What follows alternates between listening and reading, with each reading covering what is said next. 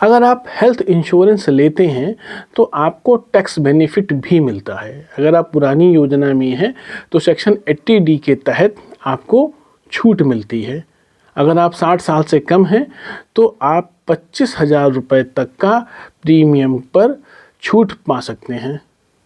मतलब कहने का मतलब कि अगर आपने पॉलिसी के संदर्भ में, हेल्थ पॉलिसी के संदर्भ में आपने 25,000 का प्रीमियम दिया है तो वह पूरी छूट आपको मिल जाएगी। अगर आप 60 साल से ज़्यादा हैं तो यह छूट बढ़कर 50,000 हो जाती है। ज़्यादा जानने के लिए आप अपने टैक्स एक्सपर्ट से बात कर सकते हैं। हालांकि मैं भी टैक्स एक्सपर्ट हूँ, लेकिन मैं कहूँगा कि आप जहाँ से भी अपना ITR कराते हैं वहाँ आप उनसे संपर्क कर लें तो वो आपको बेटर ढंग से गाइड कर देंगे। और एक ख़ास बात मैं और भी बताना चाहूँगा कि अगर मान लीजिए कि आपने इंश्योरेंस लिया और 3 साल तक आपने पॉलिसी चलाई और आपने किसी भी प्रकार का कोई उसमें क्लेम नहीं लिया, तो आप कहेंगे कि मेरा पैसा बेकार हो गया। नहीं, ऐसा नहीं होता।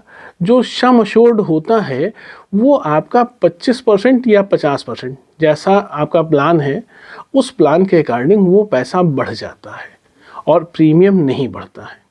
अगर पॉलिसी कंटिन्यूएशन मोड में रहती है तो आपका सम अश्योर्ड बढ़ता चला जाता है और प्रीमियम वही रहता है।